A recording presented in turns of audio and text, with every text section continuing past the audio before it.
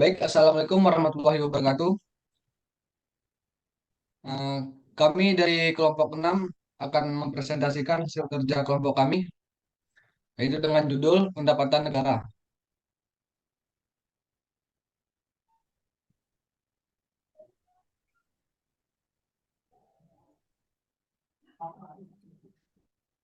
Di sini kami beranggotakan 3 orang, yaitu Muhammad Kadafi, saya sendiri, ada Zikri Utama Indra Setiaji, dan Muhaidil.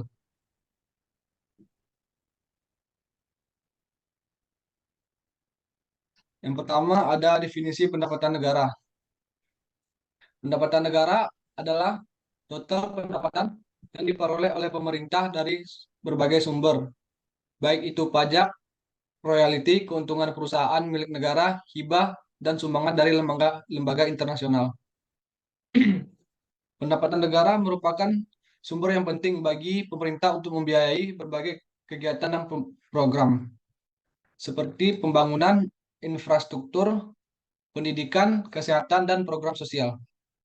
Selain itu, pendapatan negara juga digunakan untuk membayar utang pemerintah dan meningkatkan kesejahteraan masyarakat secara umum. Pendapatan negara diukur dengan menggunakan indikator seperti produk domestik bruto atau PDB dan pendapatan nasional bruto atau PNB suatu negara.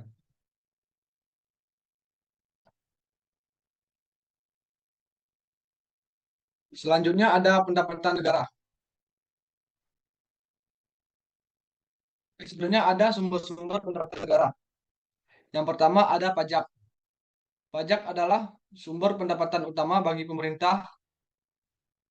Pajak ini meliputi pajak penghasilan, pajak pertanian, eh, pajak ini meliputi pajak penghasilan, pajak pertambahan nilai atau PPN, pajak bumi dan bangunan, serta pajak lainnya yang dikenakan pada individu dan perusahaan.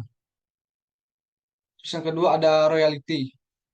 Royalti adalah pembayaran yang diterima oleh pemerintah dari perusahaan-perusahaan yang menggunakan sumber daya alam milik negara, seperti gas alam, minyak bumi, dan tambang.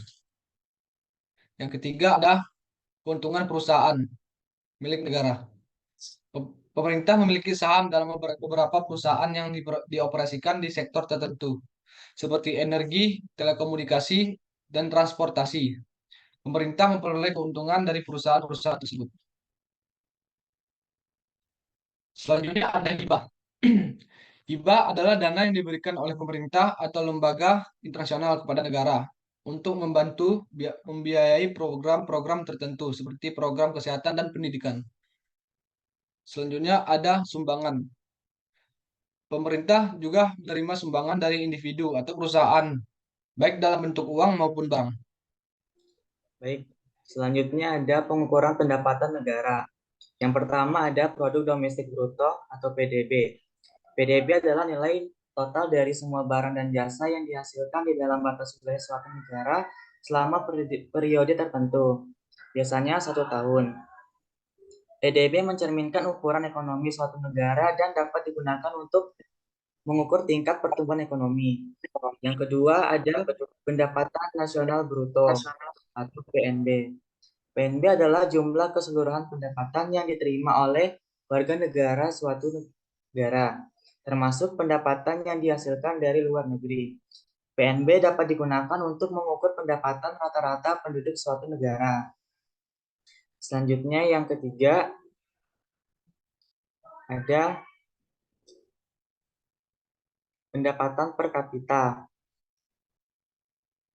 Pendapatan per kapita adalah jumlah pendapatan yang diterima oleh setiap individu di suatu negara. Ini dapat digunakan untuk membandingkan tingkat kemakmuran antar negara yang berbeda. Yang ketiga, yang keempat ada indeks indeks pembangunan manusia atau IPM. IPM adalah indikator yang digunakan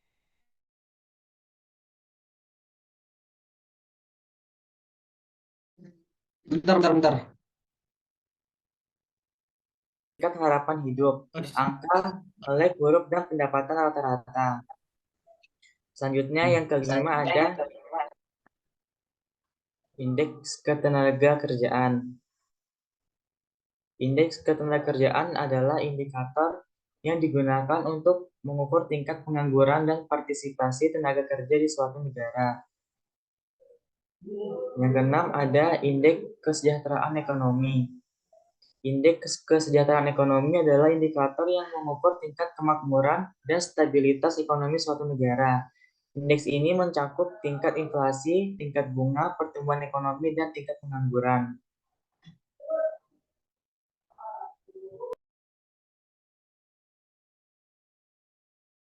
Next slide, Vi.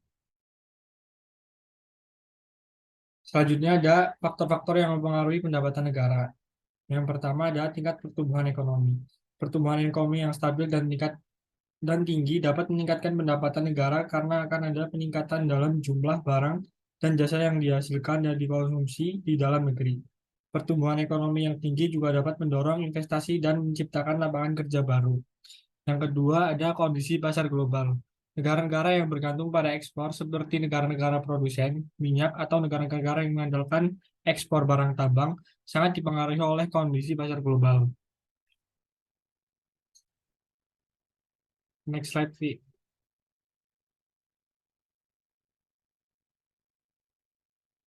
Yang ketiga ada kebijakan fiskal dan moneter. Kebijakan fiskal dan moneter yang tepat dapat mempengaruhi pendapatan negara.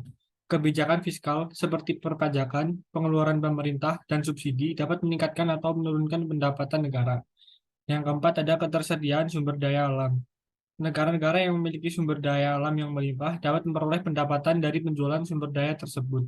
Sumber daya alam yang langka atau sulit ditemukan seperti mineral langka atau minyak bumi dapat menghasilkan pendapatan yang sangat besar. Yang kelima ada kebijakan perdagangan internasional. Kebijakan perdagangan internasional yang tepat dapat mempengaruhi pendapatan negara melalui ekspor dan impor barang. Peningkatan perdagangan internasional dapat meningkatkan pendapatan negara melalui penjualan barang atau jasa. Sementara pembatasan perdagangan dapat menurunkan pendapatan negara. Yang keenam ada kondisi sosial dan politik. Kondisi sosial dan politik di suatu negara dapat mempengaruhi pendapatan negara. Kondisi yang stabil dan damai dapat menarik investor dan meningkatkan pertumbuhan ekonomi. Sementara ketidakstabilan sosial dan politik dapat menurunkan pendapatan negara karena mengurangi investasi dan pertumbuhan ekonomi. Selanjutnya ada kesimpulan. Pendapatan negara dipengaruhi oleh banyak faktor seperti tingkat pertumbuhan ekonomi, kondisi pasar global, kebijakan fiskal dan moneter, ketersediaan sumber daya alam, kebijakan perdagangan internasional, dan kondisi sosial dan politik. Oleh karena itu, untuk meningkatkan pendapatan negara, pemerintah perlu menerapkan kebijakan yang tepat untuk memfasilitasi pertumbuhan ekonomi, meningkatkan investasi, dan menciptakan lapangan kerja baru. Sekian presentasi dari kelompok kami. Assalamualaikum warahmatullahi wabarakatuh.